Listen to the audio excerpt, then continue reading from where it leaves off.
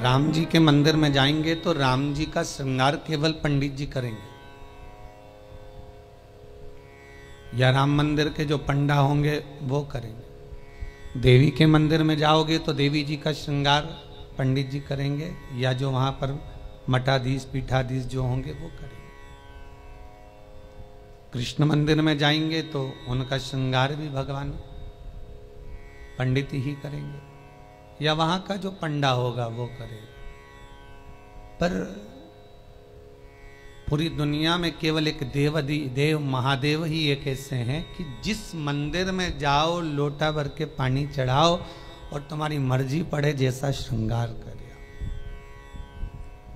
शंकर कहीं भेदित नहीं है, शिव कहीं भेद नहीं।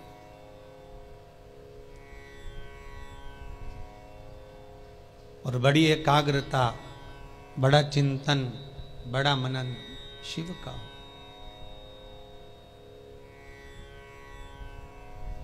सब दूर जाकर झोली फैलाकर कहना पड़ेगा कि हमको ये दे दीजिए। शंकर के पास जाकर झोली फैलाकर कहना नहीं पड़ेगा कि हमको दे दीजिए। केवल अगर आप शंकर के चरणारविंद तक पहुंचे हो या शिव महापुराण तक कभी भूल से भी आप पहुंच गए हो तो ये आप आने वाले नहीं हो, आपकी सामर्थ्यता नहीं है कि आप शंकर के करीब पहुंच जाएं, शिव महापुराण तक पहुंच जाएं। ये तो स्वयं शंकर को कोई करुणा करना होगी, शंकर को कोई दया करना होगी, कुछ कृपा करना होगा। इसलिए बाबा ने आपको बुला लिया, बाबा ने आपको दर्शन दे दिया। वो शिव कर सकते।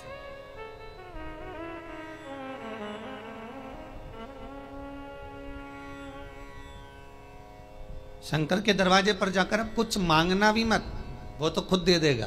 बस जाकर बोल देना कि बाबा ऐसी बात है।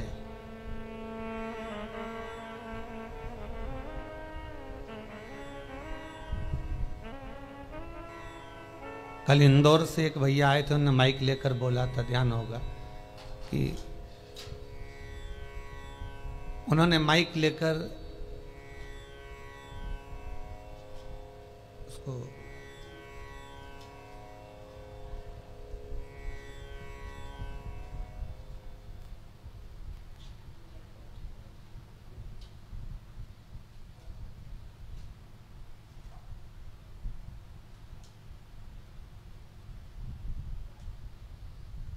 माइक लेकर बोला था कि भाई बाबा छोटा सा बालक है, आईसीयू में पड़ा हुआ था, पर भगवान शिव की करुणा ऐसी हुई, उसने कोई उपाय ऐसा कर लिया कि बालक आईसीयू से भी हट गया और यहां वो लेकर भी आ गए। आपकी उपासना, आपका भजन, आपका कीर्तन, आपका नाम जाप, आपका स्मरण कभी खाली नहीं जाता, कभी नहीं। वो भक्ति के एक पन्ने पर लिखा हुआ है।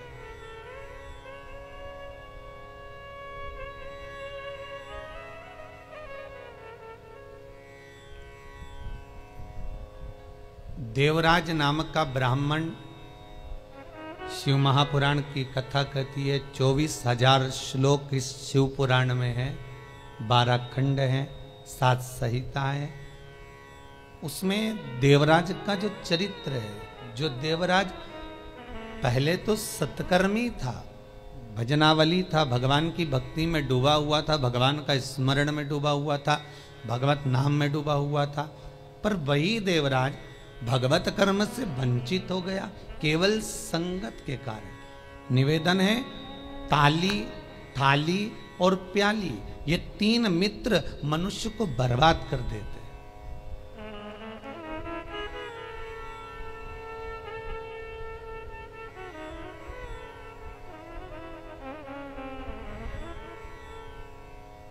एक प्रशंसा करने वालों से दूर रहना, बहुत जल्दी बर्बाद करेंगे ये महाराज।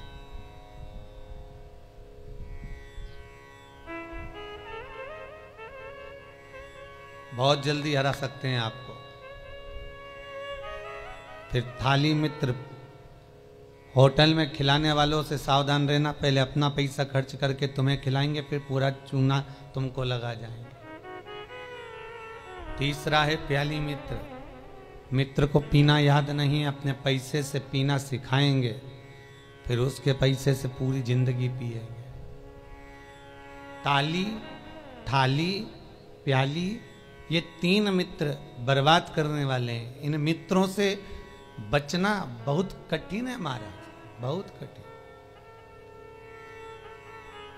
और अभी जो समय चल रहा है, कलयुग का जो प्रथम चरण चल रहा है, इसमें अगर कोई अच्छा बताने वाला होगा ना, रोकने वाला होगा ना, सतमार्ग बताने वाला होगा, कोई आपको गलत मार्ग से हटाने वाला होगा, तो वो बुरा लगता है। और जो आपको खड्डे में ले जाकर पटक दे, चूना लगा दे, लाखों करोड़ों में नीचे उतार दे, व्यापार व्यवसाय में कहीं ना कहीं ले जाकर गलत काम में तुमको फंसा दे, वो तुम्हें बहुत अच्छा लगेगा। ये कलयुग का जो फेर है, कलयुग का जो क्रम है, वो ये निश्चित कर देता है कि आपको सतमार्गी ठीक नहीं लगेगा।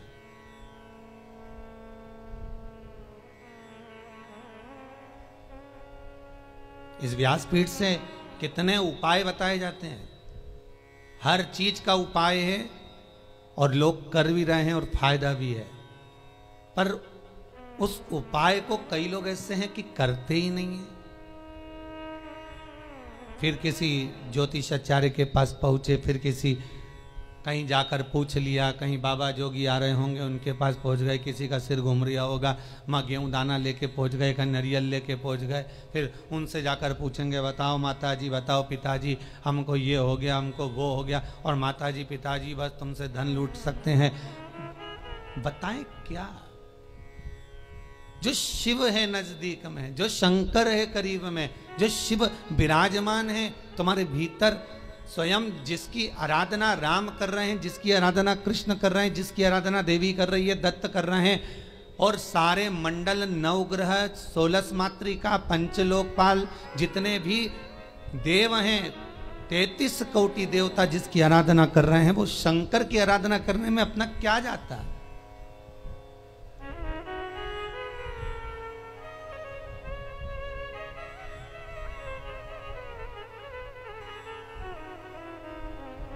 स्वयं भगवान कृष्ण को जब पूतना दूध पिलाने के लिए आई और विष पिलाने के लिए पूतना आ गई, तब भगवान कृष्ण दूध तो पी लिया, पर जब विष पीने का समय आया तो भगवान कृष्ण उसी समय पर शंकर भगवान को याद करते हैं। भोलेनाथ जी आओ। शंकर भगवान ने पूछा क्यों कृष्ण?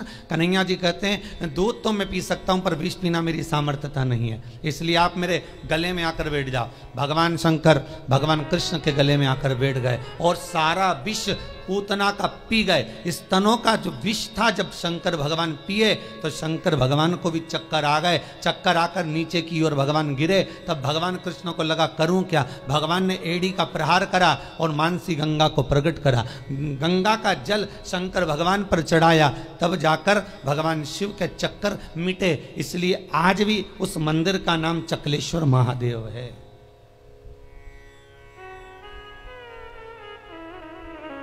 गोवर्धन नाथ जी की परिक्रमा में पड़ता है चकलेश्वर महादेव। भगवान को स्वयं चक्कर आ गए। इतना विषैला विष, इतना प्रबल विष शिव धारण करे तो क्या? कृष्ण, राम, दत्त जितने भी हैं सब भगवान शंकर से ही ले सकते हैं, शिव से।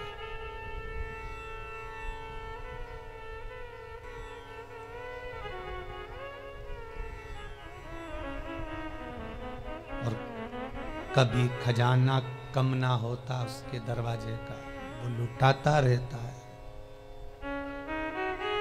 अंबारियों में लुटाया उसने।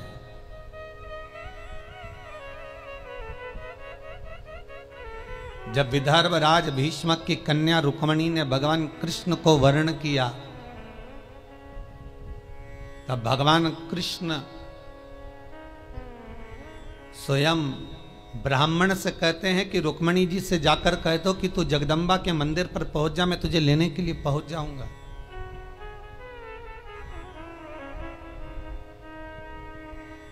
क्योंकि भगवान कृष्ण जानते हैं एक शंकर का मंदिर और एक देवी का मंदिर, ये दो मंदिर के दरवाजे कभी बंद नहीं होते,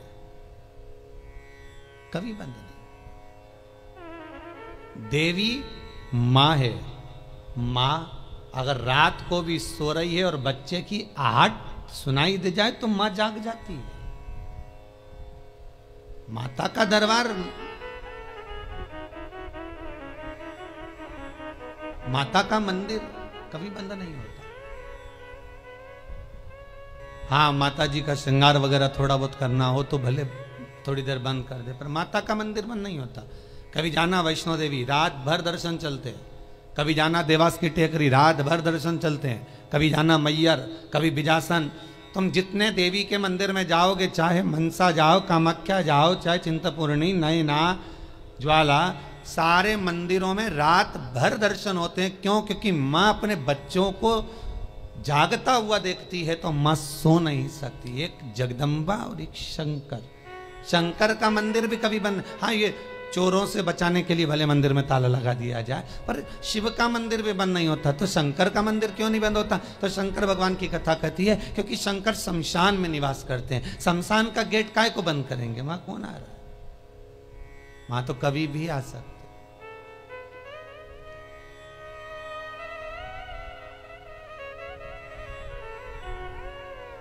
शिव भस्मीधारी, शिव त्रिपुंडधारी, त्रिकालदर्शी, उसका भी दरवाजा बंद नहीं होता। कोई शंकर से पूछे कि तुम कितनी बजे सोते हो? भगवान शंकर से कोई पूछ ले या माता रानी जगदम्बा भवानी से कोई पूछ ले, तुम सोते कब हो? चलो वो भी जाने दो, तुम घर की मां से पूछ लेना, मां तो कितनी बजे सोती है? जरा सी बच्चे की आहट आई, जग जाएगी। भले बच्चा छोटा है तब की भी बात जान दो। बच्चा अगर बड़ा भी हो गया ना, कॉलेज भी पढ़ रहा है, खूब अच्छी नौकरी वोकरी भी करने की तैयारी कर रहा हो या नौकरी कर भी रहा हो ना, तो भी माता का हृदय माता का होता है। अगर बच्चे की जरा सी रात्रि को पढ़ने बैठा हुआ है, बैठा भले बड़ा बच्चा है और रात को अगर पढ़ाई कर रहा है, कितनी बजे बेटा पढ़ने बैठा और कितनी बजे तक पढ़ा, माता को बेटे को बताने की जरूरत नहीं होती। बेटा बताए ना माँ को तो भी माँ जान जाती है कि रात को तू 4 बजे तक पढ़ रहा था, ले मैं चाय बना कर ला देती। ये माता की आहट है, ये माता की वात्सल्यता है, ये माता की करुणा है।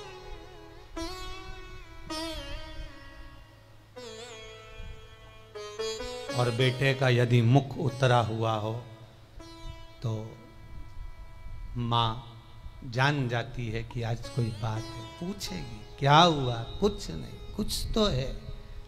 अगर बच्चा उस दिन नहीं बताएगा तो 2 दिन बाद मालूम पड़ जाएगा, पर माता को मालूम पड़ेगा। मेरी माँ जगतजननी जगदम्बा दुर्गा भवानी से कोई पूछे कि तुम सोती कब हो, कोई शंकर त्रिकालदर्शी कैलाशी अविनाशी से पूछे तुम सोते कब हो, तुम विश्राम कब करते हो, तुम्हें निंद्रा कब आती है?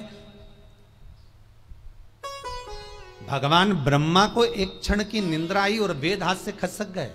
हयग्रीवा ने वेद ले लिए, तब भगवान तुरंत पधार कर वेद ला कर दिए।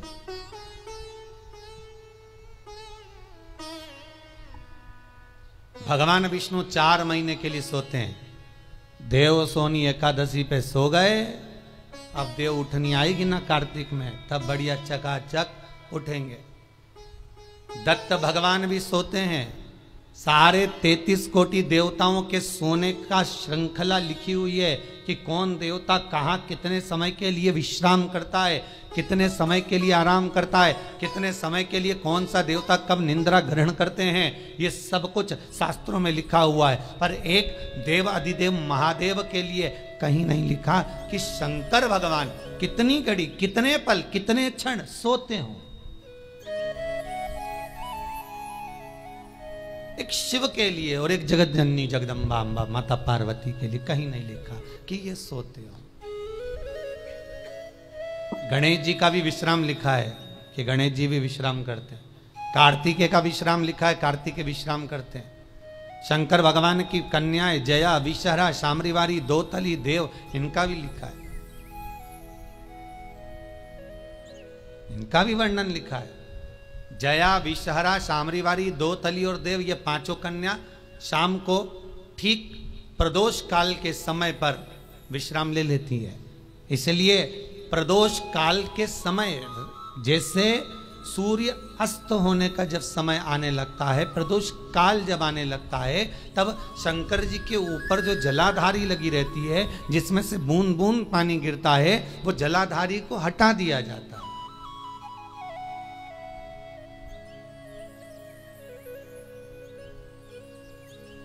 पर भारत की भूमि पर 4 मंदिर ऐसे हैं जहां पर जलाधारी नहीं हटती है, जहां पर निरंतर जलाधारी में से जल गिरता है, निरंतर।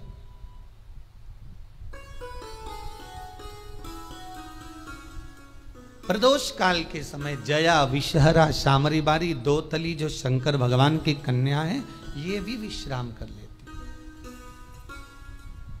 अशोक सुंदरी, शिव की पुत्री, ये भी विश्राम कर लेती। पर अगर विश्राम नहीं करते तो शिव, किसी ने पूछा सारी दुनिया आराम करती है, आप विश्राम करते हो, क्या मतलब है ये? शंकर भगवान कहते हैं मेरे कंठ पर भरा है विष, दिन भर लेता हूं राम का नाम, दोनों को मिला दो तो हो गया विश्राम। शिव विश्राम भी कर रहे हैं तो वो वाला विश्राम नहीं कि कहीं पलंग पर, कहीं सैया पर, कहीं जाकर सो गए, आराम कर लिया, या तकिया लगाकर सो गए। भगवान राम का दर्शन करोगे तो सोते हुए दर्शन मिल जाएगा, कृष्ण का करोगे तो सो रहे हैं, रुक्मणी जी चरण दबारी, श्री जी बाबा का करोगे तो ठाकुर जी सो रहे हैं, श्रीमद वल्लभाचार्य जी चादर उड़ा रहे हैं, सारे देवताओं का दर्शन करोगे आपको तो मिल जाएगा। पर शंकर का सोता हुआ फोटो कहीं मिल जाए आपको कि वो विश्राम कर रहे हैं और कोई उनके चरण दबा रहा हो या कोई उनका चरण डोला रहा हो, तो वो बहुत कठिन।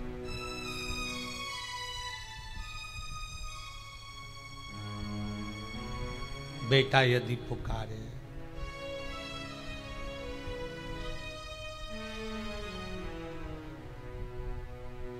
एक वो पहले एक भजन चलता था, वो बेटा जो पुकारे माँ को आना चाहिए, ऐसा कुछ था उसमें। बेटा जो बुलाए माँ को आना चाहिए।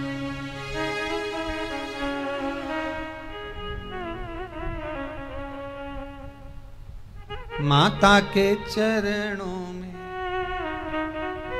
शीश नवाना चाहिए, बेटा जो बुलाए माँ को आना चाहिए। वो बुलाए, माँ भी जाग रही है अपनी संतान के लिए। अभी ये 7 दिन की जो पुरुषोत्तम शिव महापुराण की कथा है, ये जब विराम होगी उसके बाद में शिव शक्ति शिव पुराण प्रारंभ होगी। उसमें सारे माता के एक एक भाव, जगत जननी जगदम्बा ने अपनी बिछोड़ी चूड़ी केश फेंक कर भी किस किस का उद्धार कर दिया और किस किस को मार दिया, वो तक का वर्णन है मारा। नवरात्र में अपन सुनेंगे कथा।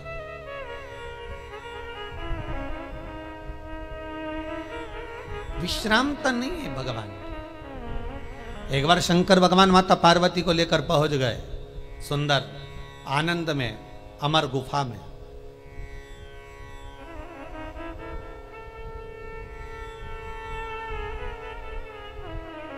जिस अमर गुफा में शंकर पार्वती जी को अमर कथा सुना है, केवल पार्वती को नहीं, केवल माता पार्वती को अमर कथा नहीं सुनाई है भगवान शंकर ने अमर गुफा में।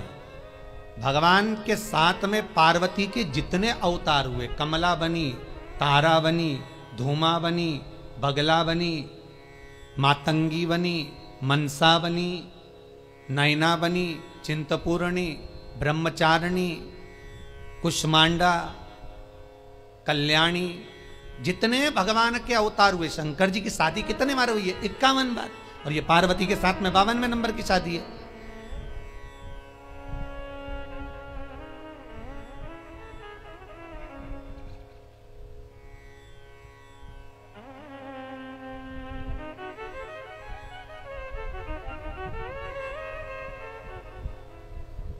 कई बार ये भगवान की शादियों के पीछे भी झगड़ा होने लगता है, भाई लोग उसमें भी झगड़ लेते। एक गांव में एक पंडित जी कथा करने आए, उन्होंने सुंदर महाभारत सुना दी, सुनाई तो उसमें सब अच्छा अच्छा सुना दिया, द्रौपदी का चरित्र भी कह दिया, 5 पति थे, ऐसा था वैसा था।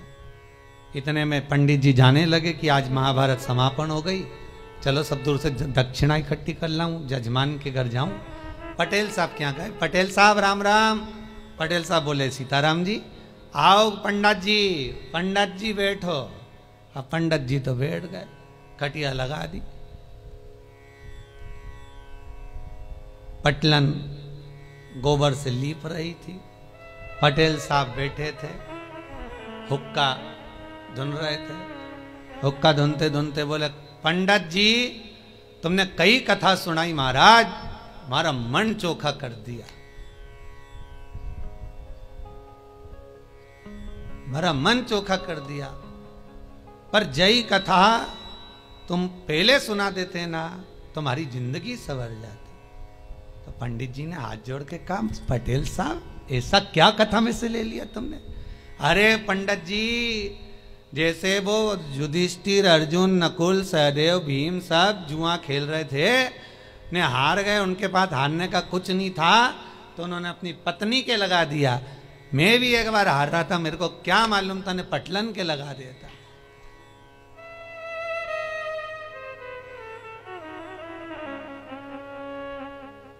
अब तो पटलन गोबर लीपती लीपती उठ के खड़ी हुई, इतना सारा घूंघट करके बोली, पंडित जी सही में इतनी चोखी कथा सुनाई तुमने पंडित जी, जिसका वर्णन नहीं है, पर जय कथा तुम पहले कह देते नहीं, तुम्हारी जिंदगी संवर जाती। द्रौपदी के 5 पति जैसी मैं भी करके लिया था। अब तो पंडित जी ने तो झोला बिस्तर सब बंद करके जाने लगे, दक्षिणा जाए चूल्हा, अपन तो चलो, यह तो दंगा महाभारत चालू हो गया। तो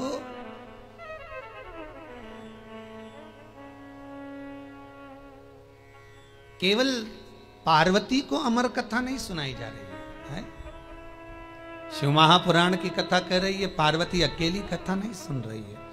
पहले जितने भगवान शंकर के साथ में पार्वती के अवतार हुए हैं, जन्म हुए हैं, हर जन्म में पार्वती शिव के साथ अमर गुफा में कथा श्रवण करने के लिए गई। हर अवतार में, चाहे उमा हो, महेश हो, हर अवतार।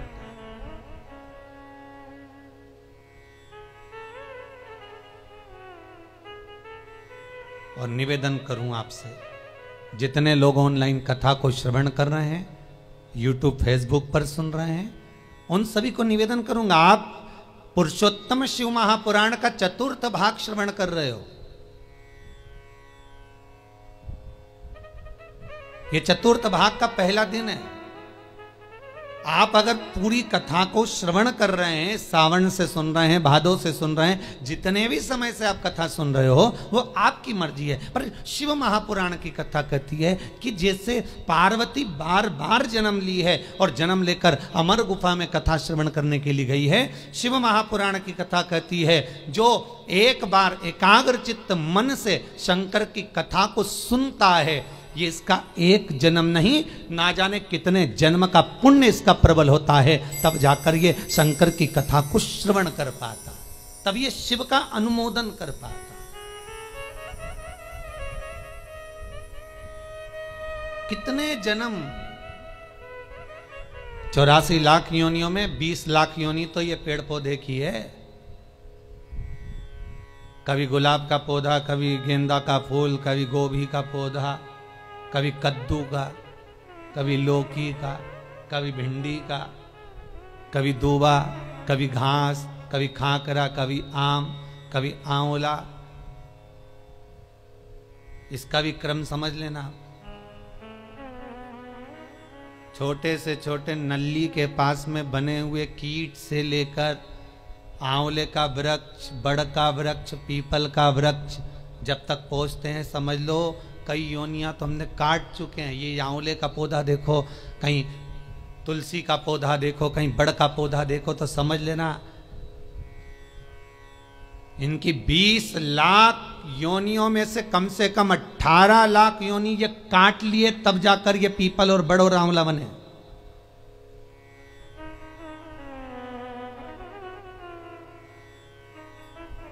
चौरासी लाख योनियों में 40 लाख योनियां तो यही निकल गई, पेड़ पौधा में बची हैं। तो ये सब कीट पतंगा, मच्छर, कीट, यही सब।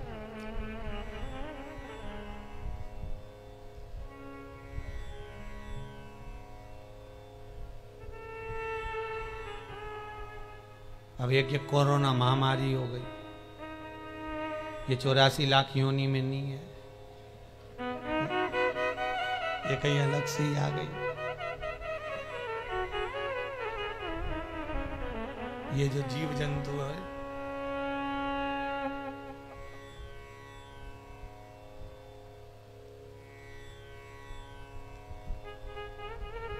आज एक माता जी आई थी चौरसिया परिवार की, वो कह रही थी गुरुजी हमारी बहन मर गई पर हम जा ही नहीं सके। मैंने कहा अच्छा हुआ नहीं गई, नहीं तो तू भी चली जाती। कहा जाए, अरे गुरुजी ऐसी बीमारी आई कि रिश्तेदार उन मर रहे पर जा नहीं सक रहे। हमने कहा बिल्कुल मत जाना, नहीं तो ऊपर मीटिंग करते हुए मिलोगे, बिल्कुल ना जाइए। इतनी बुरी बीमारी, बेटा बाप को ना देख पा रहा है, बाप बेटे को ना देख पा रहा है, भाई बंधु को ना देख पा रहा, कुटुंब कबीले को ना देख पा रहा। और तो और जब मर गया तो 13वें का भोजन खाने बामन भी नहीं आ रहा है।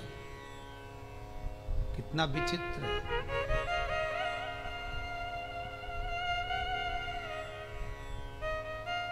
सोचा 12वें का भोजन करा दे, ब्राह्मणों को बुला ले, ब्राह्मणों ने पूछ ले भैया ये बताओ कैसे निपटा, तो के कोरोना में, तो के भैया रहने दे तू तो ज्यादा।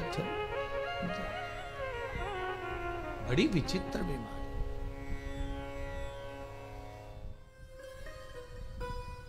और मान लो बहुत ज्यादा दुख है, बहुत ज्यादा तकलीफ है, बहुत कष्ट है, तो फिर विष्णु पुराण का एक उपाय जरूर कर कर देखना।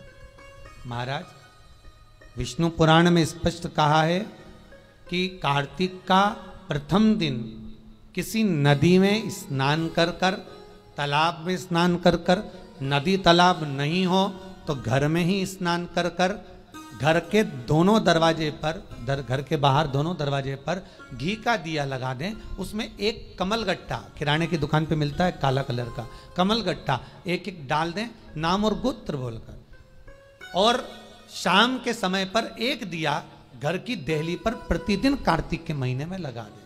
महाराज विष्णु पुराण का उपाय। अगर ज्यादा तकलीफ है, बहुत कष्ट है, बहुत ज्यादा कष्ट के व्यापार चल ही नहीं रहा, कर्जे में लदालूम हो गए, यहां तक गति हो गई कि मरने तक की सोच लिया, तो वो कार्तिक के महीने में कर लिया। उसका प्रयोग अवश्य करें, सुख समृद्धि के, लक्ष्मी वैभव के।